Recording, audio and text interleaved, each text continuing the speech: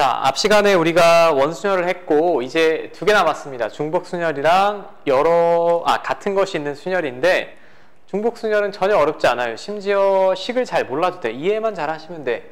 일단 순열은 기본적으로 적절하게 곱하면 되니까 곱의 법칙이 기본이고,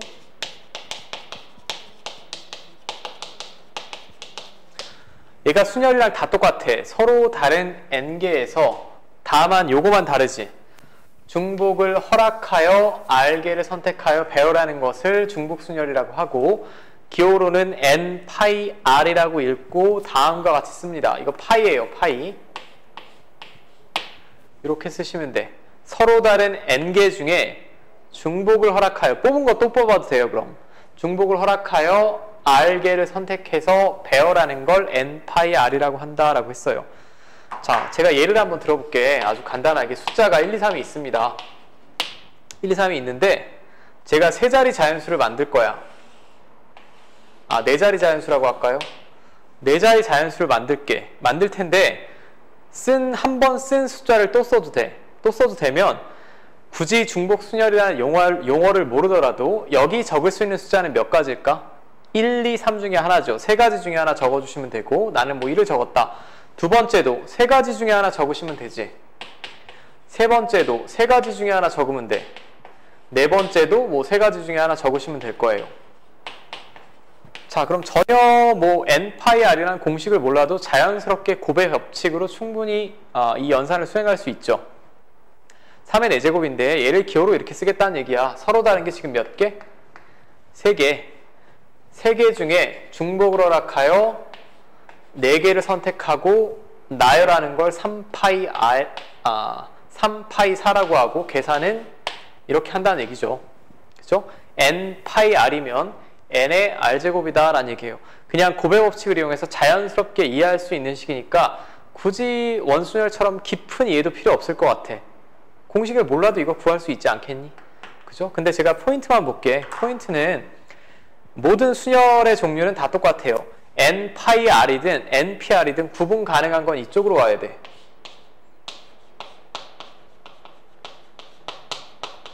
구분 가능한 게 이쪽으로 와야 되고, 그 다음에 여기 있는 애는 중복이 돼야 안 돼? 됩니다. 이게 포인트예요. 중복이 가능한 숫자를 이쪽에 쓰셔야 돼. 왜 제가 이런 말씀을 드리냐면 뒤에는 이제 문장이 복잡해질 거 아니야? 그럼 이게 3파이 4인지 4파이 3인지 헷갈린 경우가 분명히 있어. 분명히 있으니까 이쪽에 쓸 수 있는 건 구분도 되고 중복이 되는 애를 n 자리에 쓴다 정도만 기억하시면 될 것 같아. 자, 여기까지 문제 없어요. 중복이 가능한 걸 쓰셔야 돼. 내 마우스 어디 갔니? 네. 그럼 바로 얘는 제가 특별히 뭐 길게 설명드릴 게 없습니다. 문제를 한번 봅시다. 자, 필수예제 4번. 여러분들 책에 13페이지에 있고요. 5명의 학생 A, B, C, D를 서로 다른 3개의 학급에 배정을 한다.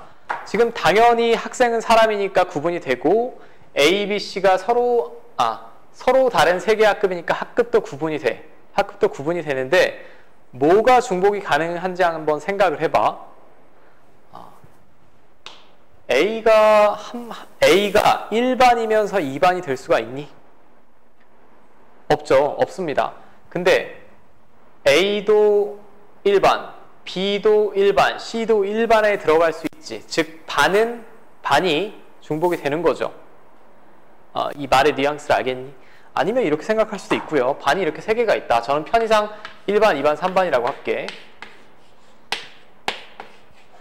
그럼 학생이 이렇게 5명 있잖아. 그럼 이거야. A 보고 어느 반 들어갈래? 라고 하면 이 셋 중에 하나 골라 들어가겠죠. A가 들어갈 수 있는 반 3개, B가 들어갈 수 있는 반도 3개, C도 3개, E도 3개. 3의 5제곱이겠지 당연히. 너 어느 반 들어갈래? 골라라 라고 하면 선택의 가지수가 3반 중에 하나로 들어가야 되잖아.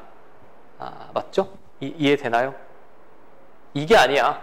이 학급이 이 학생을 고르는 게 아니죠. 그럼 얘가 A를 고르고 또 A를 고를 수 있나? 그게 아니지. 어떤 학생이 학급을 하나씩 골라서 들어가는 겁니다. 그죠?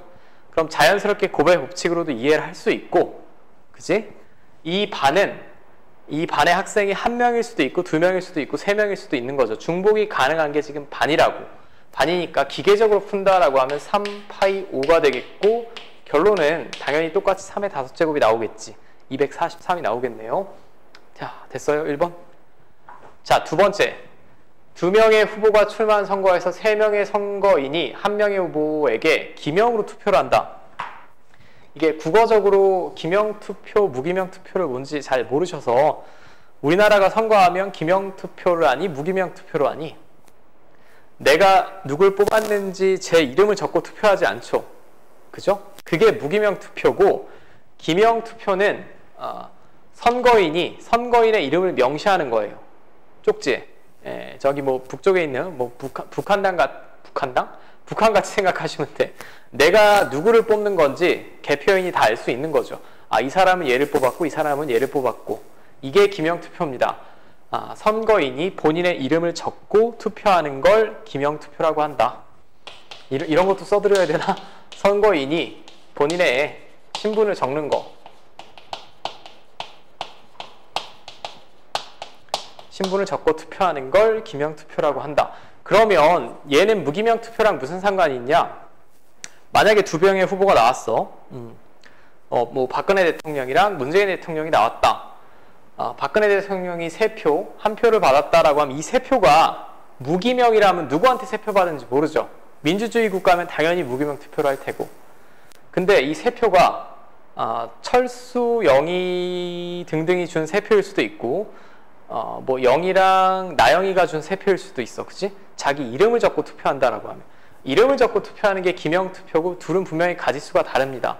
똑같이 3표, 1표를 받고 당선이 됐다라고 해도 이 3표가 누구의 표냐 구분이 되는 게 기명투표죠. 자, 여기까지 문제 없어요? 아마 없을 거야. 에이, 기명투표 정도는 알겠지. 그럼 후보는 2명이래. A, B 후보가 있다라고 해봅시다. 여기 투표를 하는 이제 3사람이 이렇게 쪼르르 있어요. 자, 이게 사람이라고 해봅시다. 당연히 사람이니까 저는 비슷하게 그렸지만 다 다른 사람이에요. 사람은 무조건 구분 가능한 거죠, 수학에서. 그럼 1번이 본인의 이름을 적고 나는 A 뽑을래, B 뽑을래. 선택의 가지수가 몇 개? 2가지. 2번도 2가지, 3번도 2가지니까 자연스럽게 곱하시면 8가지의 경우의 수가 있겠지. 자, 여기까지 문제 없어요?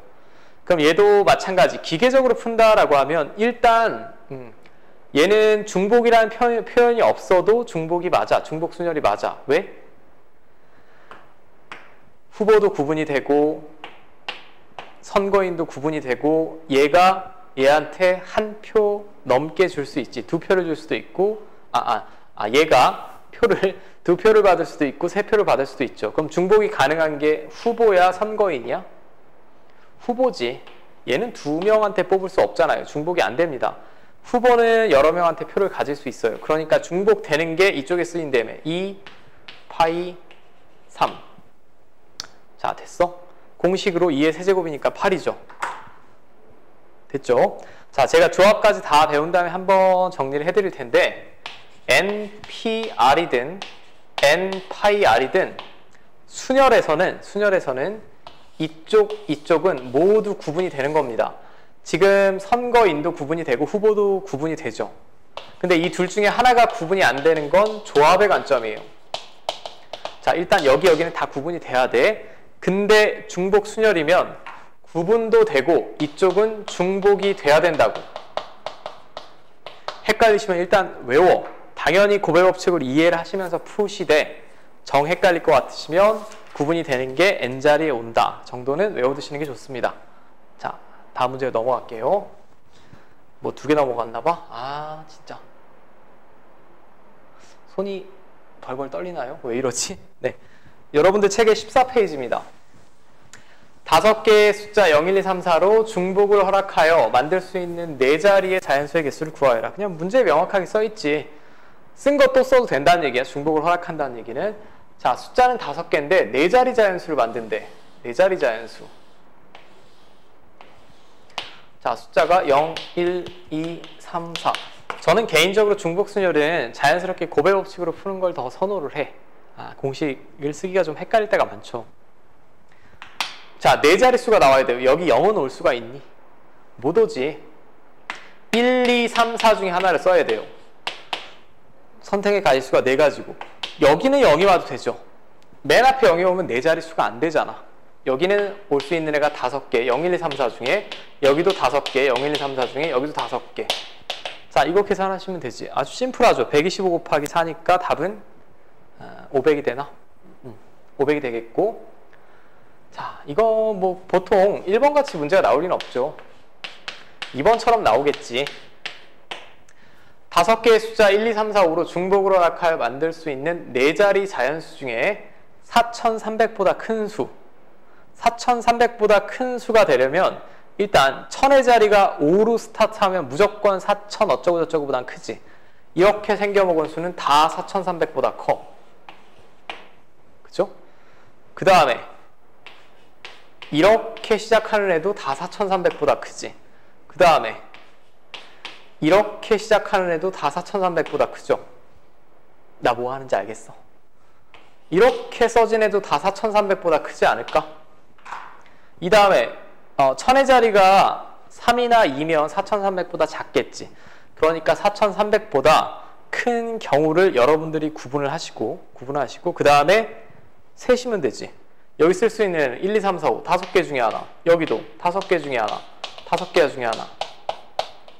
자, 이게 125개가 되겠고 얘도 마찬가지. 4로 스타트하면 4300보다 무조건 크지. 5개 중에 하나, 5개 중에 하나. 여기도 똑같네요. 자, 여기도 똑같죠. 일단 여기는 0이 없어. 그러니까 4300이라는 숫자는 나올 수가 없죠. 여기다 뭘 적던지 간에 무조건 4300보단 크지.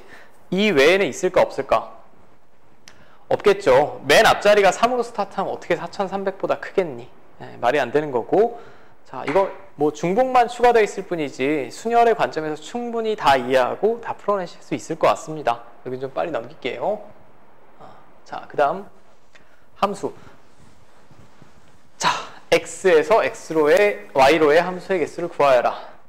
x가 가질 수 있는 값들의 집합을 우리가 정의역이라고 하고 함수값, 즉 y가 가질 수 있는 값들의 집합을 공역이라고 하지. 함수가 정의가 되려면 특정한 x값이 정해지면 화살표가 하나씩 딱딱 나가야 되고 이걸 대응이라고 불렀죠. 1학년 때 다 배운 내용입니다.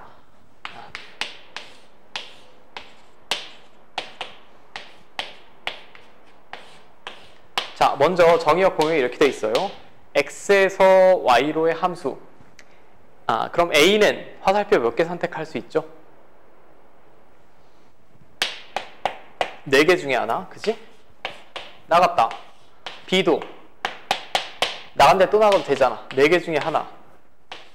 c도 이거 어디로 나간 거야? 그냥 나갔다고 쳐. c도 4개 중에 하나. 자, 이렇게 되죠. 그러면 중복이 가능한 건 이쪽이 가능한 거야? 이쪽이 가능한 거야? 이쪽이 가능하지. 얘는 화살표 받은 애 또 받을 수 있잖아. 그치? 그러니까 굳이 식으로 풀겠다라고 하면 4의 세제곱인데 이게 4의 3제곱인데 4파이 3이란 얘기죠. 4파이 3 됐지? 네. 그 다음에 1대1 함수의 개수. 1대1 함수의 개수는 1대1 함수의 정의는 뭐였니? 1학년 때 우리 미분 시간에도 다 배우셨을 거야. 또 다시 복습을 했지. x값이 달라지면 그에 따른 함수값이 모조리 다 다를 때 1대1 함수다라고 하지. 1대1 함수 중에 치역과 공역이 일치하는 애를 1대1 대응이라고 하고 1대1 대응이면 역함수가 존재했습니다. 그죠? 우리가 지금 대수를 다루는 미적분 시간은 아니니까 여기 필요한 부분만 볼게요. x에서 y로 1대1 함수. 얘도 뭐 자연스럽게 구할 수 있을 것 같아. a가 선택할 수 있는 화살표 몇 개? 4개지. 그죠? 넷 중에 하나로 나갔다. 근데 b는 4개를 선택할 수 있을까? 없지. 얘가 화살표 나간 애는 빼고 셋 중에 하나로 나가야 되죠. 3개. 그 다음에 c는 얘가 받은 애 빼고 둘 중에 하나로 나가야겠지. 그죠? 4 곱하기 3 곱하기 입니다. 맞죠? 이거 순열식으로 쓰면 뭐니? 4p 3이지.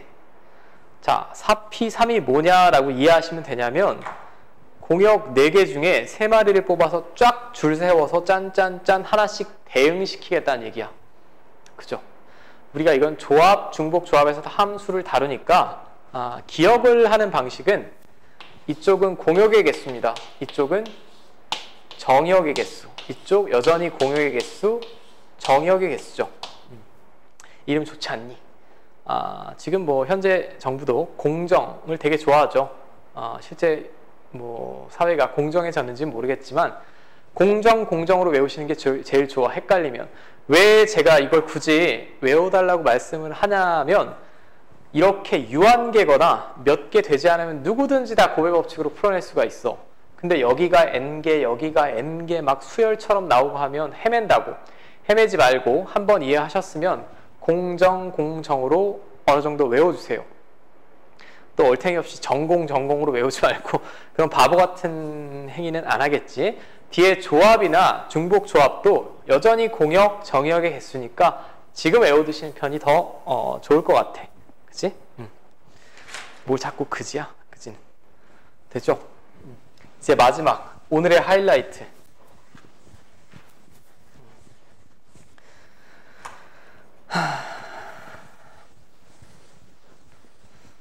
칠판이 제가 지금 저 카메라가 조금 하도 요즘 찍어서 그런지 초점이 좀 안 맞을 때가 있는데 조금 양해를 바랍니다. 제가 이렇게 눈으로 이렇게 저 카메라를 응시하면서 보는데 제가 뭐 시력이 몹시 좋지는 않아서 분명히 제 눈에는 잘 찍히는 줄 알았는데 약간 화면이 울 때도 있어요. 그건 좀 양해를 바라고 어쩔 수 없어. 내가 만든 것도 아니지 않니?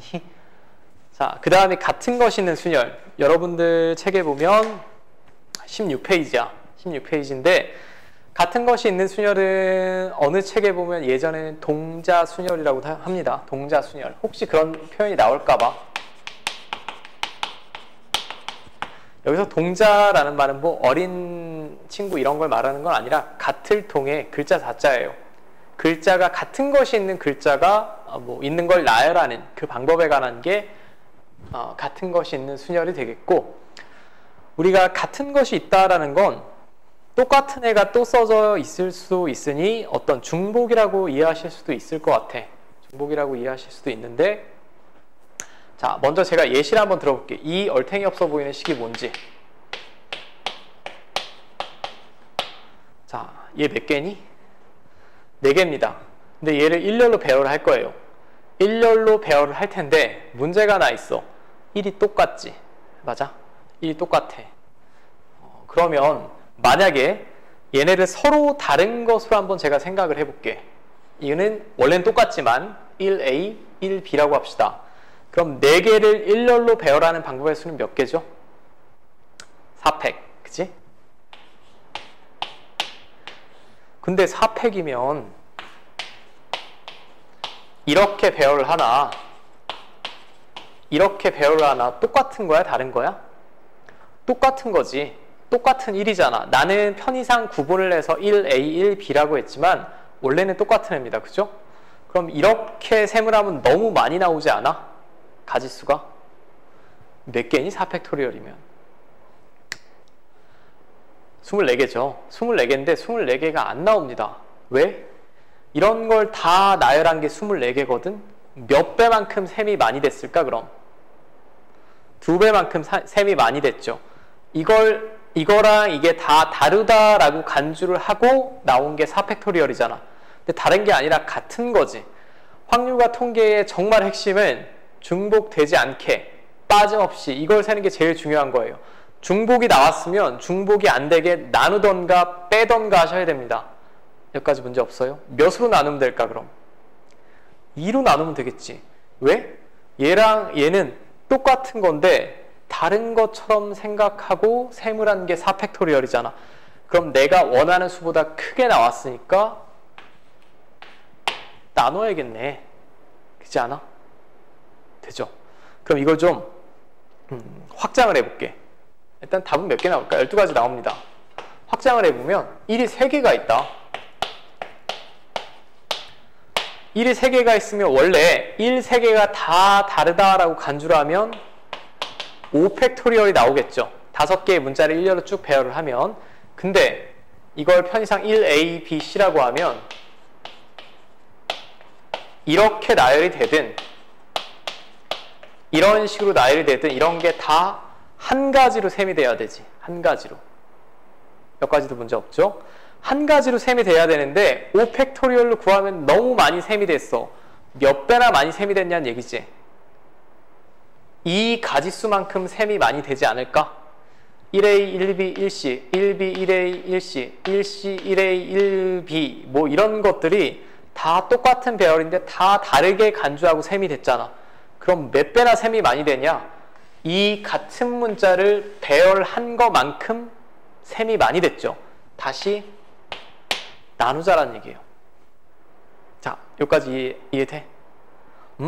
그걸 이제 수식으로 일반화한 게 이 식이야. 수식으로 일반화한 게. 자, 이런 경우도 해봅시다. 그럼 이렇게 생각하시면 돼. 이해를 잘 하셔야 돼. 이거 5개를 일렬로 쫙 나열해달래. 그럼 일단은 다 구분이 되는 것으로 간주하고 그냥 나열을 하는 거예요. 5팩토리얼이죠.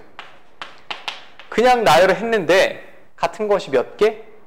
2개. 그럼 일일이 이렇게 있든 똑같은 일일이 이렇게 있든 똑같은 건데 2배만큼 셈이 많이 됐잖아. 다시 2팩토리얼로 나누고 2도 똑같다며. 그럼 이 2개가 이렇게 있든 똑같은 건데 2배만큼 셈이 됐으니까 또 나누자라는 얘기죠. 이해돼? 원리를 이해하셔야 돼. 원리를. 그걸 굳이 식으로 표현하니까 이렇게 됐다. 이겁니다. 지금 이번엔 3개 이렇게 해봅시다. 이거 몇 팩? 다 다른 것으로 간주하면 6팩. 근데 얘는 1, 3개가 같아. 그럼 저걸 줄 세우는 것만큼 많이 셈이 됐으니까 다시 나누고 2개가 같아. 얘도 나누자라는 얘기죠. 같은 것이 있는 P개, Q개 같은 것이 있으면 P팩, Q팩으로 나누자라는 얘기가 이 식의 의미지. 됐어요? 자, 하나만 더 추가할게. 지금은 우리가 이걸 다 순열로 풀어낼 수가 있는데 뒤에 조합도 배울 거야. 얘는 우리가 1학년 때 배웠던 조합의 관점으로도 한번 볼게요. 12개가 나오는지. 1123을 일렬로 나열해보래. 그럼 자리가 지금 4개지. 그러면 같은 것을 먼저 배열을 하는 거야. 같은 것을. 4개 중에 2개의 자리를 골라. 이런 식으로 고르고 1을 넣어버리는 거지. 그 다음에는 2, 3만 배열하면 되지 않아? 이렇게 구하셔도 같은 12가지가 나오죠. 2가지는 일단 다 이해하셔야 돼.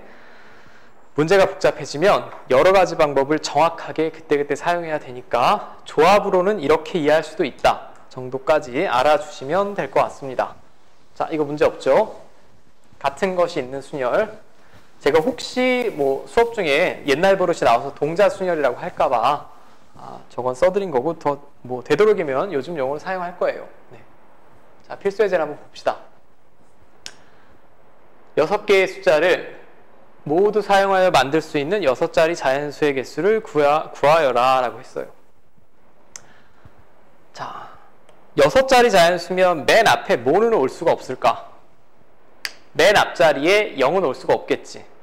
자, 확률과 통계에서 가장 큰 포인트는 이제 계속 배우다 보면 알겠지만 어떤 경우의 수를 구함에 있어서 반대, 즉 집합으로 따지면 여사건을 이용해서 구할 때도 많아요. 얘가 그러면 이런 식으로 구하려고 하시는 분도 있을 거야. 6자리래. 6자리면 맨 앞에 1 오거나 2밖에 못 오니까 6자리 자연수는 이 각각을 구해서 더하면 되겠구나. 이것도 좋은 방법이고, 두 번째는 어떤 방법을 생각하냐. 안 되는 경우를 빼시면 돼. 얘를 그냥 일렬로 나열하면 어떻게 되죠? 식이 6팩 1 같은 애가 3마리, 2 같은 애가 2마리. 근데 여기서 뭘 빼면 될까? 맨 앞에 뭐가 오는 경우? 0이 오는 경우만 빼면 되겠죠. 그건 6자리 자연수가 아니니까. 문제에 원하는 케이스대로 얘를 빼면 될 거라고. 맨 앞에 0이 오고, 자, 그럼 남은 숫자가 1112인데 얘네를 여기 배열하면 5팩 1 3개, 2 3개 이걸 빼주시면 되겠다라는 게, 자, 이거 계산하시면 60이고 10입니다. 답은 뭐 50 나오겠죠. 50 나올 것 같고. 되죠? 여긴 뭐 계산보다 이해를 하셔야 되니까 계산은 당신들이 다 해보셔야 되고 2번 5개의 숫자 1, 1, 2, 2, 2에서 4개의 숫자를 선택하여 만들 수 있는 4자리 자연수를 구하여라. 자, 이런 게 바로 이제 케이스 구분이다라고 보시면 되겠는데 4개의 숫자를 선택하여 4자리 자연수를 만든대. 그럼 1을 기준으로 할 거냐 2를 기준으로 할 거냐 여러분들 마음대로 하셔도 되는데 2가 더 많잖아. 2는 최대 4개가 있을 수 있고 이렇게 있을 수 있고 이 두 가지밖에 없죠.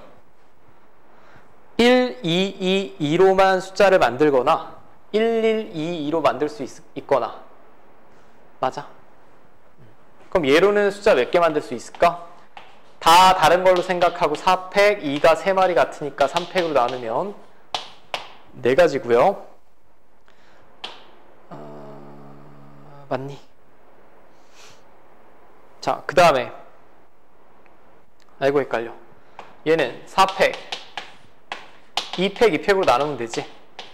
6가지고 둘이 더하시면 10가지 나오겠네요. 됐죠? 자, 아래에 있는 문제는 제가 좀 이따 다 시간 드릴 거고요. 자, 필수 예제 8번 에센스의 7개의 문자를 일렬로 배열할 때 다음을 구하여라. 1번 양쪽 끝에 일단 스펠을 한번 볼까? 2가 3개입니다. 그죠? S가 2개예요. 그 다음에 N이랑 C가 있겠네. 됐어? 이렇게 6개니? 7개 7개의 철자로 이루어져 있는데 얘를 배열한대. 근데 양쪽 끝에 S가 온대. 그럼 양쪽 끝에 S가 오면 얘네 자리는 양쪽으로 정해져 있고 이 나머지 5개를 가운데 배열하면 되죠.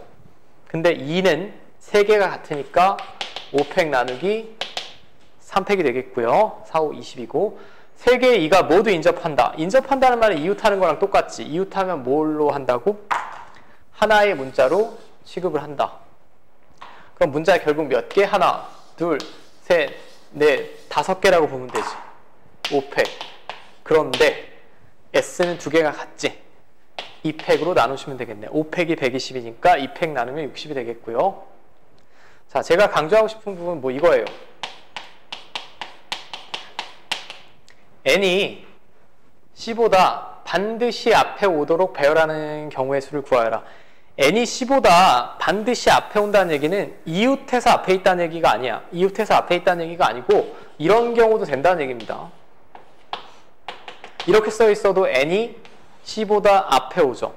자, 이걸 수학에서는 좀 똑똑하게 자리가 고정되어 있다는 얘기야. N과 C가. 자, 이걸 어떻게 할 거냐? 아이디어가 필요해. 여기서부터는 어떤 고배 법칙이나 이런 게 아니라 무슨 아이디어가 필요하냐?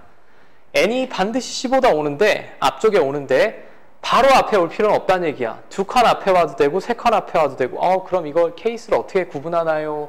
그게 아니고 이렇게 생각을 해봐. 접근 방법. 얘네를 반드시 앞에 온다. 자리가 고정됐다라고 하면 같은 문자로 배열하는 겁니다. 이게 뭔 소리예요? 라고 하면 N이랑 C를 같은 걸로 생각할게. 붉은색 동그라미라고. 자, 그리고 나서 제가 하나, 넷, 다섯, 여섯, 7개를 배열해 볼게. 7개를 배열을 이렇게 할 거야. 예를 들면 2, 동그라미, S, S. 이런 식으로 배열하는 방법이 쫙 나오겠지. 배열을 한 다음에 왼쪽에 뭘 쓰면 될까? 그냥 N을 쓰면 되겠네. 그죠? 이걸 배열하는 방법의 수 자체가 이 조건을 만족시키는 경우의 수가 되겠지. 자, 여기까지 됩니까? 될 것 같아. 되지? 끝났네. 그럼 문자가 하나, 둘, 셋, 넷, 다섯, 여섯, 7개인데 7개 중에 2는 3개가 있고 S가 2개가 있고 N과 C도 같은 문자로 간주하면 이렇게 나눠주시면 되겠죠. 답은 여러분들 계산해 보시면 210까지가 나옵니다. 210까지가 나오고 여기 연습 문제는 필수 예제보다는 좀 어려울 텐데 그래도 여러분들이 이제 고3이기도 하고 혼자 좀 고민해 보면서 푸시면 될 것 같아. 질문은 당연히 다음 주 화요일 전까지는 다 저에게 해주셔야 되고, 자, 필수예제 9번. 오른쪽 그림과 같은 도로망이 있다. A에서 B까지 가는 최단 거리로 가는 경로의 수를 구하여라. 자, 이거 중학교 때 보면 뭐 일로 가는 길 하나, 여기 있는 거 더해서 2 쓰고, 여기 또 하나 쓰고, 3 쓰고 이런 거 하셨는데, 이런 방법으로 통계 나중에 어려운 문제에서 조금 애로사항이 생길 수 있어. 그 방식은 이제 버리고 순수하게 여기서 원하는 대로 해볼게. 자, A 지점에서 B 지점으로 가는 최단 경로의 수. 여기 지금 유사문항이라고 써있죠. 여러분들 책에 있는 것보다는 경우가 좀 복잡해. 저는 이거. 근데 모양 자체가 똑같잖아. 이 문제로 한번 볼게. 책이랑 좀 다릅니다. 칸수가 다르죠, 지금. 자, A 지점에서 B 지점으로 가는 최단 경로의 수. 예를 들면 이런 거예요. 최단 경로니까 여기서 일로 가는 거잖아. 오른쪽이나 위로만 가야 되죠. 왼쪽으로 가면 이렇게 갔다 이렇게 가면 가장 짧은 거리가 될 수가 없지. 그렇지 않아? 그렇잖아. 이런 게 최단 경로입니다. 이렇게 갔다가 이렇게 이런 식으로. 근데 이런 것만 있겠니? 이런 것도 최단 경로지.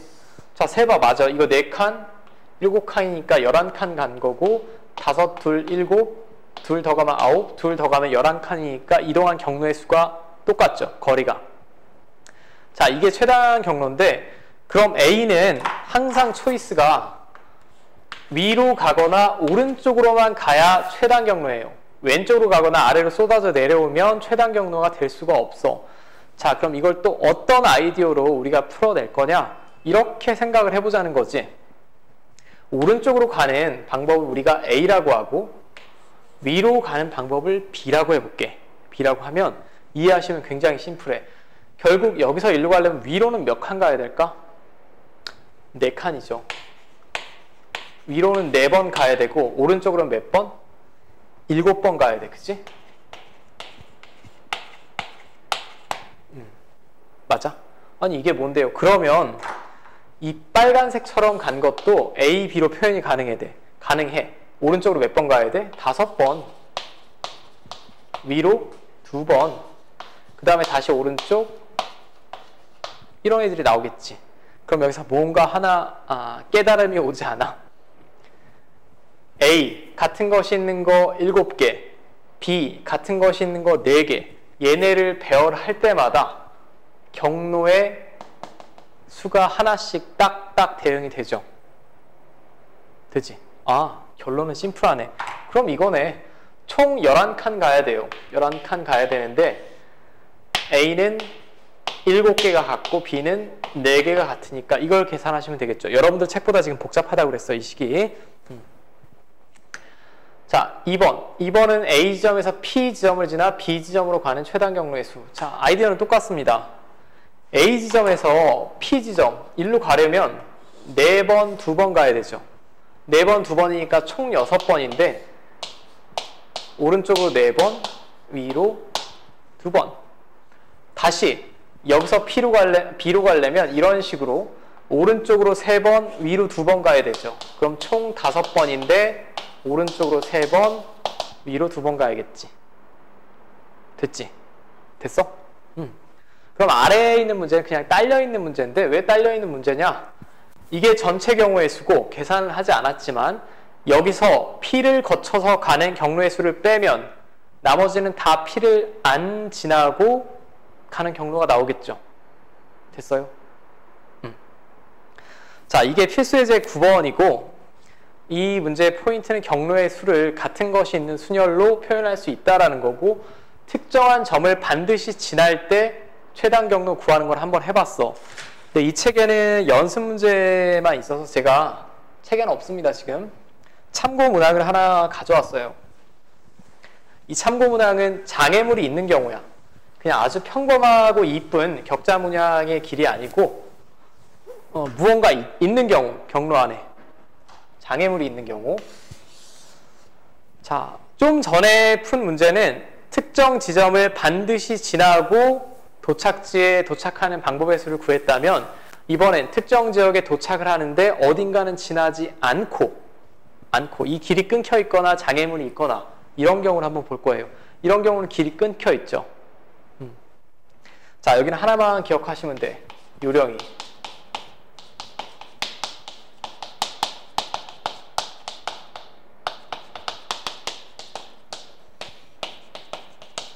반드시 지나는 점을 표시를 해보시오. 반드시 지나는 점. 지금 A에서 B로 이동할 때 예를 들면 제가 여기서 집을 가려면 반드시 문을 통과해야 되지. 바깥으로 뛰어내려서 갈 수는 없잖아. 무언가 반드시 지나야 되는 길이 있다고. 길이 있는데 요령은 중복되지 않게.